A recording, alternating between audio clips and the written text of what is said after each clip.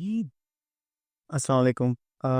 آج کا ہمارا ٹاپک صبر سے ریلیٹڈ ہے۔ صبر کی اسلام میں کیا تلقین ہے، ہمارے انبیاء کا کیا پریکٹس رہی ہے، مسلمانوں میں کیا یہ صرف غربت سے ریلیٹڈ ہی کوئی چیز ہے یا امیروں سے ریلیٹڈ بھی کوئی چیز ہے، کیا بکواس کر رہا ہوں میں۔ السلام علیکم۔ آج کا ہمارا ٹاپک صبر سے ریلیٹڈ ہے۔ صبر کی اسلام میں کیا تلقین ہے، اللہ تعالیٰ مسلمانوں کو کیا حکم دیتے ہیں، ہمارے انبیاء کی اس کے اوپر کیا پریکٹس رہی ہے، کس کس طرح سے وہ لوگ اپنی زندگیوں کو گزارتے رہے ہیں، ان ساری چیزوں کے اوپر انشاءاللہ آج فوکس کریں گے اور اسٹڈی کرنے کی کوشش کریں گے قرآن اور حدیث سے کہ کیا کیا احکامات ہیں۔ تو ویسے تو بہت زیادہ جگہ پر قرآن پاک میں اسپیسیفکلی اللہ تعالیٰ نے صبر سے ریلیٹڈ احکامات دیے نبی صلی اللہ علیہ وآلہ وسلم کو، جو بعد میں آنے والی امت تھی یعنی نبی صلی اللہ علیہ وسلم کی امت کے لیے، اور ہم سے پہلے جو امتیں گزری ہیں ان کے واقعات بھی بتائے کہ وہ لوگ کس طرح سے صبر کرتے تھے اور کیا ان کی پریکٹس رہی ہے۔ مگر جو ایک منجمی طریقے سے سکیٹرڈ فارم سے ہٹ کے اکٹھا کر کے اللہ تعالیٰ نے جس طرح سے اس ٹاپک کو ڈسکس کیا ہے، وہ سورہ بقرہ کی آیت نمبر 152 سے 157 کے اندر ہے۔ تو اس کو آج انشاءاللہ اسٹڈی کرتے ہیں۔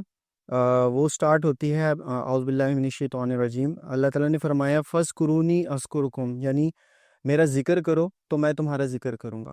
یعنی اللہ تعالیٰ نے ایک کنڈیشن رکھ دی، اور اس کی بیک پر ایک بہت ہی خوبصورت حدیث ہے۔ وہ میں اکثر کسی گیدرنگ میں بیٹھا ہوتا ہوں تو مجھے وہ سوچ کے بھی بڑی خوشی ہو رہی ہوتی ہے، اور میں اس کو ڈسکس کرتا ہوں لوگوں کے ساتھ، اور وہ یہ ہے کہ نبی صلی اللہ علیہ وآلہ وسلم نے صحابہ کرام سے فرمایا کہ جب بھی کسی گیدرنگ میں، یعنی گروپ آف پیپل، ایک سے زیادہ لوگ اللہ کا ذکر کر رہے ہوتے ہیں کسی گیدرنگ کے اندر، تو اللہ تعالیٰ دو چیزیں ہوتی ہیں۔ ایک تو یہ کہ فرشتے اللہ تعالیٰ اپنی رحمت ان پر بھیجتے ہیں، اور فرشتے اس رحمت کو کور کر دیتے ہیں اس ایریے کے اور اس لوگوں کو۔ اور دوسری چیز خوبصورت یہ ہوتی ہے کہ اللہ اس سے بہت بڑی محفل میں ان لوگوں کا ذکر کر رہے ہوتے ہیں۔ اب آپ ذرا امیجن کریں اپنے گروپ کو اور اللہ کی جو ایک گروپ ہے یا گیدرنگ ہے اس کا لیول چیک کریں۔ تو اللہ تعالیٰ فرما رہے ہیں کہ فَاذْكُرُونِي أَذْكُرْكُمْ، تم میرا ذکر کرو میں تمہارا ذکر کروں گا۔ اور یہ جو حدیث ہے پراپر اس آیت کے اوپر بیٹھتی ہے۔ اور ایک طرح سے اللہ نے کنڈیشن بھی رکھ دی، یعنی جو انسان اللہ کو یاد کرے گا تو سیدھی سی بات ہے اللہ کہہ رہے ہیں کہ میں بھی اس کو یاد کروں گا۔ اس کو اسی طرح ہی لے لیں کہ کوئی انسان شکر گزاری کی روش اختیار کرتا ہے، اللہ کو یاد کرتا ہے، نمازیں پڑھتا ہے، قرآن پڑھتا ہے، پھر اذکار کرتا ہے، روزے رکھتا ہے، اللہ کو یاد کرتا ہے، تو چاہے اس کو دنیا میں اس کا فائدہ ملے نہ ملے، مگر آخرت میں ہمیں پتہ ہے کہ آخرت تو اس کے لیے ہے ہی سیو انشاءاللہ۔ تو اللہ تعالیٰ کہہ رہے ہیں فَاذْكُرُونِي وَاذْكُرْكُمْ وَاشْكُرُوا لِي وَلَا تَكْفُرُونَ، یعنی شکر کرو اور تکفیر نہ کرو، کفر نہ کرو۔ اب اس کے اندر حیران کن بات یہ ہے کہ اللہ کہہ رہے ہیں شکر کرو اور کفر نہ کرو، یعنی نہ شکر کرنا، نہ شکری کرنا ایک طرح سے اللہ تعالیٰ کہہ رہے ہیں ایکویولنٹ ہے کفر کرنے کے۔ تو یہ کتنی خطرناک چیز ہے۔ اور اسی آیت کے اندر، یعنی یہ فرسٹ آیت تھی 152 آیت، اسی کے اندر اگر ہم دیکھیں جو مین تھیم ہے وہ صبر کی آ گئی ہے، کہ اللہ تعالیٰ کہہ رہے ہیں کہ ایک انسان اگر اس کو جو بھی تکلیف مل رہی ہے وہ اس کے اوپر شکر کرے، تکفیر نہ کرے۔ تکفیر کس طرح کرے گا، کفر کیسے کرے گا، کہ جو اللہ تعالیٰ نے آج تک اس کو نعمتیں دی ہیں ان کو یاد رکھے۔ یہ نہ ہو کہ یار کوئی ٹف ٹائم آیا اور سوچنے لگ جائے کہ یار مجھے تو، جیسے ہم بیسیکلی ہم لوگ کرتے ہیں عموماً، کہ ہمارے پر ذرا سا ٹف ٹائم آتا ہے ہم فوراً سوچنے لگ جاتے ہیں یار مجھے تو آج تک کوئی سکھ کا سانس نہیں ملا، میں تو ہمیشہ پریشان رہتا ہوں، یا میرا بزنس تو اب چلا ہی نہیں، یہ ہوا، مطلب اس طرح کی کفریہ باتیں ہم کرنا شروع ہو جاتے ہیں، جبکہ جو بھی معاملہ ہوتا ہے اللہ کے ہاں لکھا ہوا ہوتا ہے اور وہ اللہ تعالیٰ بہتر طریقے سے کر رہے ہوتے ہیں۔ تو نیکسٹ آیت کی طرف چلتے ہیں۔ اس کے اندر ہے اللہ تعالیٰ فرماتے ہیں کہ یا ایھا الذین آمنوا استعینوا بالصبر والصلاۃ، ٹھیک ہے، یہ اس کا سٹارٹنگ پارٹ ہے۔ اللہ تعالیٰ نے کہا اے ایمان والو، اب اللہ تعالیٰ نے ہر بندے سے بات نہیں کی، اللہ تعالیٰ نے ایمان والوں کو ریفر کیا اور ان سے بات کی۔ اللہ تعالیٰ نے کہا یا ایھا الذین آمنوا، یعنی یہ بات صرف ان لوگوں کے لیے جو ایمان لاتے ہیں۔ اللہ تعالیٰ نے کہا یا ایھا الذین آمنوا استعینوا بالصبر والصلاۃ، یعنی استعانت یعنی ہیلپ مانگو، اللہ کی مدد مانگو، کس پوائنٹ میں، پریشانی کے وقت میں۔ استعینوا بالصبر والصلاۃ، صلات اور صبر کے ساتھ، ٹھیک ہے؟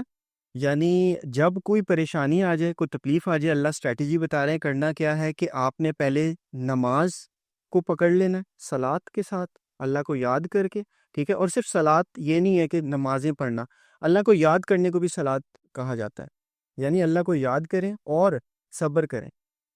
یعنی یہ نہ ہو کہ ایک نماز ہم لوگ جیسے، پھر میں دوبارہ عموماً اپنی پریکٹس، لوگوں کی پریکٹس کو بتاتا ہوں کہ ہم لوگ کیا کرتے ہیں کہ ہمیں کوئی پریشانی آتی ہے، ہم نماز پڑھنا شروع ہو جاتے ہیں اور عبادات کی طرف آ جاتے ہیں، اور پھر کیا ہوتا ہے ایک دو دن بعد جب وہ پریشانی ٹلتی نہیں ہے، تو کیونکہ ہم لوگ بارگیننگ سوچ رہے ہوتے ہیں، ہم لوگوں کی زندگی بارگیننگ میں گزرتی ہے، تو ہم فوراً یہ سوچتے ہیں کہ یار اگر میں عبادات کر رہا ہوں تو فوراً اس کا رسپانس مجھے ملنا چاہیے، فوراً میری پریشانی دور ہو جائے، فوراً مجھے وہ چیز مل جائے، جبکہ ایسا نہیں ہے۔ اللہ کہہ رہے صبر کرو، استعینوا بالصبر والصلاۃ، یعنی صبر کرو اور نماز ادا کرو۔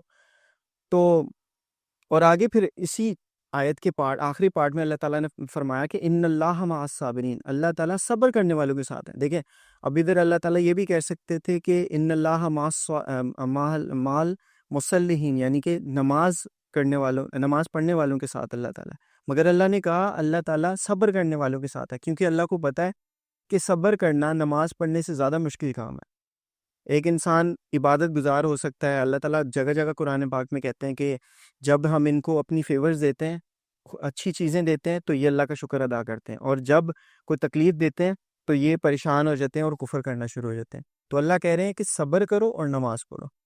پھر نیکسٹ تھرڈ آیا کی طرف چلتے ہیں، اس کے اندر اللہ تعالیٰ نے فرمایا کہ وَلَا تَقُولُوا لِمَن يُقْتَلُ فِي سَبِيلِ اللَّهِ أَمْوَاتٌ بَلْ أَحْيَاءٌ وَلَٰكِن لَا تَشْعُرُونَ۔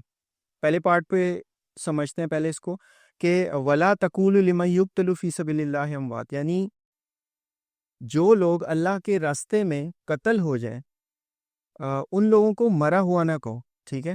پہلا پارٹ یہ اب ذرا سمجھتے ہیں کہ اللہ تعالیٰ نے یہ آیت، شہادت کی آیت ادھر کیوں ایڈ کی ہے، ذرا سوچیں، کیونکہ ہمیں پتہ ہے کہ قرآن کی ہر آیت انٹرلنکڈ ہے، ہر ایک جو اللہ تعالیٰ نے ایک ڈاکٹرائن سمجھا رکھی ہے مسلمانوں کو، وہ پچھلی آیت سے ضرور ملتی ہے۔ تو اس کے اندر یہ شہادت کا پوائنٹ کہاں سے آ گیا؟ تو اللہ تعالیٰ یہ سمجھانا چاہ رہے ہیں کہ اس صبر کے پوائنٹ کے دوران اور نماز اور عبادات کے ٹائم کے دوران اگر تمہیں تمہاری چیز نہیں ملتی اور اس کو حاصل کرتے ہوئے تم مر جاتے ہو، ٹھیک ہے، تو تم شہید ہو۔ ہم یہی کہتے ہیں نا کہ دیکھیں اللہ کا راستہ کیا ہے کہ صبر کرنا، عبادات کرنا، اللہ کا ذکر کرنا، اللہ کے بتائے ہوئے راستے پر چلنا۔ اللہ کہہ رہے ہیں اگر اس دوران تم مر جاتے ہو تو ایسے لوگ شہید ہیں۔ وَلَا تَقُولُوا لِمَن يُقْتَلُ فِي سَبِيلِ اللَّهِ أَمْوَاتٌ، یہ مرے ہوئے نہیں ہیں، بل أَحْيَاءٌ وَلَٰكِن لَا تَشْعُرُونَ، یہ زندہ ہیں۔ اور پھر آگے اللہ فرما رہے ہیں کہ ان کی جو حیات ہے اس کا تمہیں شعور نہیں ہے، وَلَٰكِن لَا تَشْعُرُونَ۔ اب شعور کس طرح نہیں ہے کہ ہمیں پتہ ہے، دیکھیں چاہے کوئی شہید ہو، چاہے کوئی عام انسان مرا ہو، نارمل طریقے سے مرا ہو، کوئی اللہ کا عبادت گزار بندہ نہ ہو، سب نے زمین کے اندر، مٹی کے اندر جانا ہے، ٹھیک ہے؟ تو کیا ڈیفرنس ہے کہ ایک شہید بھی اسی زمین میں جا رہا ہے اور ایک عام بندہ بھی اسی زمین میں جا رہا ہے؟ تو اللہ کہہ رہے ہیں کہ اس کی زندگی کی، حیات کی تمہیں شعور نہیں ہے۔ اور یہ بات ہمیں سمجھ آتی ہے کہ برزخ کی زندگی کا ہمیں نہیں پتہ، کون انسان کس طرح سے اللہ کے پاس برزخ میں رہ رہا ہے۔ زمینی حالات کا تو ہمیں پتہ ہے کہ قبر میں ہے، عذاب ہو رہا ہوگا، یا اللہ تعالیٰ ان پر عذاب نہیں کر رہے ہوں گے، مگر جو روحانی معاملہ ہے، انسان کی جب روح چلی جاتی ہے برزخ میں اور قیامت تک وہاں پر سٹے کرے گی، تو اس برزخ کا معاملہ اللہ تعالیٰ کہہ رہے ہیں وَلَٰكِن لَا تَشْعُرُونَ، تمہیں نہیں پتا کہ وہ کس طرح سے زندہ ہیں اللہ کی جنتوں میں۔ تو یہ بڑی خوبصورت چیز ہے۔ نیکسٹ پوائنٹ کی طرف چلتے ہیں۔ نیکسٹ حدیث ہے، نیکسٹ آیت ہے، اس کے اندر اللہ تعالیٰ نے فرمایا کہ وَلَا نَبْلُوَنَّكُمْ بِشَيْءٍ مِّنَ الْخَوْفِ وَالْجُوعِ وَنَقْصٍ مِّنَ الْأَمْوَالِ۔ اب اس کے اندر اللہ تعالیٰ کلیئر وارننگ دے رہے ہیں، ٹھیک ہے؟ اب دیکھیں اس کے اندر کسی قسم کی اللہ تعالیٰ نے وہ چیز چھوڑی۔ اللہ نے کہا کہ میں ضرور ٹیسٹ کروں گا، I will certainly test you۔ اللہ تعالیٰ کہہ رہے ہیں کہ میں ضرور ہر انسان کو ٹیسٹ کروں گا، یعنی اگر کوئی کافر ہے، مسلمان ہے، ہندو ہے، جیو ہے، اللہ کو مانتا ہے، ایتھیسٹ یا نہیں مانتا، اللہ تعالیٰ کہہ رہے ہیں میں ہر بندے کو ٹیسٹ کروں گا، ٹھیک ہے؟ اور کس چیز سے ٹیسٹ کروں گا؟ آگے اللہ تعالیٰ بتا رہے ہیں من الخوف والجوع، یعنی میں اس کو کسی بیماری سے یا پریشانی سے، خوف سے، ڈر سے۔ ڈر کیا؟ کسی بھی چیز کے کھو جانے کا ڈر، فیمن سے، کسی بیماری سے، میں ٹیسٹ کروں گا، اللہ کہہ رہے ہیں میں ضرور ٹیسٹ کروں گا. من الخوف والجوع والنقص من الاموال، اموال کے نقص سے، یعنی کہ آپ کے پاس جو مال ہے اس کے اندر نقص. مال آپ کی آل اولاد بھی ہو سکتی ہے، مال آپ کا اپنا جو مٹیریل چیزیں ہیں اس کے اندر بھی نقص سے اللہ تعالیٰ کہہ رہے ہیں کوئی چیز ٹوٹ سکتی ہے، آپ کا موبائل ٹوٹ جائے گا، کوئی چیز چوری ہو جائے گی. اللہ کہہ رہے ہیں وَنَقْصٍ مِّنَ الْأَمْوَالِ وَأَنفُسِ وَالثَّمَرَاتِ، یعنی کہ جو انفس ہیں تمہاری نفس ہیں اس کے اندر بھی، نفس کے اندر بھی میں کوئی نہ کوئی ڈیفالٹ کوئی نہ کوئی فالٹ ڈال سکتا ہوں. اور ثمرات، جو تمہیں میں نے چیزیں عطا کر رکھی ہیں دنیا میں، ثمرات اچھی چیزیں، اس کے اندر بھی میں تمہیں ٹیسٹ کروں گا. وَبَشِّرِ الصَّابِرِينَ، اللہ تعالیٰ نے پھر دیکھیں وہاں پہ اللہ تعالیٰ نے کہا تھا ان اللہ مع الصابرین اوپر، پھر اللہ تعالیٰ نے کہا وَبَشِّرِ الصَّابِرِينَ، صبر کرنے والوں کو بشارت دے دو. ٹھیک ہے، تو یہ پھر اللہ تعالیٰ نے وہی بات کی. اب اس کے کانٹیکس میں ایک بڑی خوبصورت جو ہے میں ایک آیت دوبارہ لے آتا ہوں. اس کے لیے، اس کے اندر اللہ تعالیٰ نے سورہ العنکبوت کی آیت نمبر 2 کے اندر اللہ تعالیٰ نے فرمایا کہ کیا یہ لوگ یہ سمجھتے ہیں کہ کیا یہ صرف یہ کہہ دیں گے کہ ہم ایمان لے آئے اور ہم انہیں ٹیسٹ نہیں کریں گے. آگے پھر اللہ تعالیٰ کہہ رہے ہیں ہم ضرور بالضرور انہیں ٹیسٹ کریں گے. یعنی کوئی بھی مسلمان ہے، کوئی کافر ہے، کچھ بھی انسان کر رہا ہے اعمال، جو بھی اس کے اعمال ہیں وہ الگ ہیں، مگر اللہ کہہ رہے ہیں میں ان کو ٹیسٹ ضرور کروں گا. ہر انسان کے لیے ٹیسٹ لازم ہے.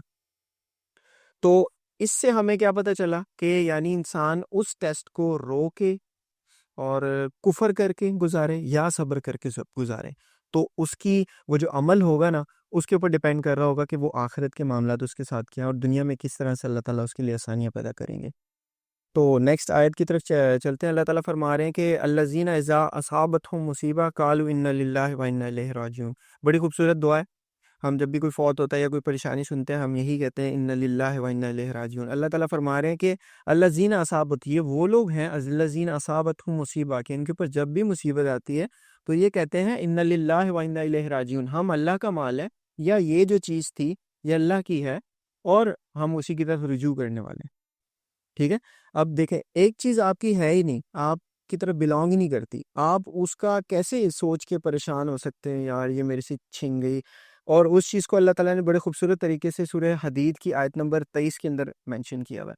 اللہ تعالیٰ نے فرمایا کہ اس کے پیچھے اللہ تعالیٰ نے فرمایا کہ کوئی مصیبت ایسی نہیں جو زمین پہ اتاری جائے یا تمہارے نفس پر اتاری جائے، مگر وہ ایک کلیئر رجسٹر میں لکھی ہوئی ہے. اللہ تعالیٰ فرما رہے ہیں کہ میں نے وہ لکھا ہوا ہے، آلریڈی مینشنڈ ہے، وہ ہوگا ہی ہوگا. اللہ تعالیٰ فرما رہے ہیں. پھر آگے اللہ تعالیٰ یہ بتا رہے ہیں کہ میں یہ کیوں کرتا ہوں، تاکہ جو کچھ بھی نقصان تمہیں ہوا اس پر تم دل برداشتہ نہ ہو. ٹھیک ہے، اور جو تمہیں عطا کیا گیا اس پر تم پھول نہ جاؤ، یعنی جو تم سے لے لیا گیا اس کے اوپر دل برداشتہ نہ ہو، زیادہ رنج و غم نہ کرو، پریشان نہ ہو، کیونکہ جو چیز آپ کی تھی ہی نہیں اللہ نے لے لی. چاہے رزق تھا، مال تھا، آپ کی کوئی بھی چیز تھی. وَلَنَبْلُوَنَّكُم مِّنَ الْخَوْفِ وَالْجُوعِ وَنَقْصٍ مِّنَ الْأَمْوَالِ وَأَنفُسِ وَالثَّمَرَاتِ، جو بھی چیزیں تھیں اللہ کی تھیں، تو جب اللہ نے لے لی تو اس پہ پریشان ہونے کی کیا ضرورت ہے. تو اس آیت کے اندر اللہ تعالیٰ نے کلیئرلی بتا دیا. ٹھیک ہے، تو ان للہ و انا الیہ راجعون، ہم اللہ کا ہی مال ہیں اور اللہ کی طرف ہم نے رجوع کرنا ہے. تو نیکسٹ لاسٹ آیت کی طرف چلتے ہیں 157 کی طرف. اس کے اندر اللہ تعالیٰ نے فرمایا اور بتایا، پھر آگے رزلٹ دیا نا اللہ تعالیٰ نے کہ ہوگا کیا. اولئک علیہم صلوات من ربہ ورحمہ واولئک هم المہتدون. ٹھیک ہے، اللہ تعالیٰ کہہ رہے ہیں یہی وہ لوگ ہیں جن پر صلوات ہے اللہ کی طرف سے. کتنی بڑی کامیابی ہے. مقصد یہ وہ والی صلوات ہے جو ان اللہ یا ایھا الذین آمنوا،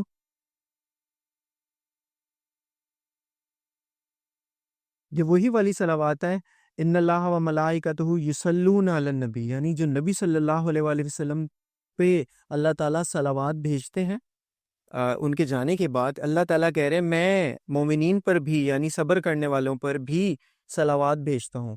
اولئک علیہم صلوات من ربہ ورحمہ واولئک، یعنی رحمت بھی ہے اللہ کی، رحمت بھی ہے اور اللہ کا سلام بھی، یعنی پیس اینڈ بلیسنگز دونوں اللہ کی ایسے لوگوں کے ساتھ. اور اللہ کہہ رہے ہیں اولئک هم المہتدون. اور پھر لاسٹ گفٹ یہ کہ یہی وہ لوگ ہیں جو ہدایت پر ہیں.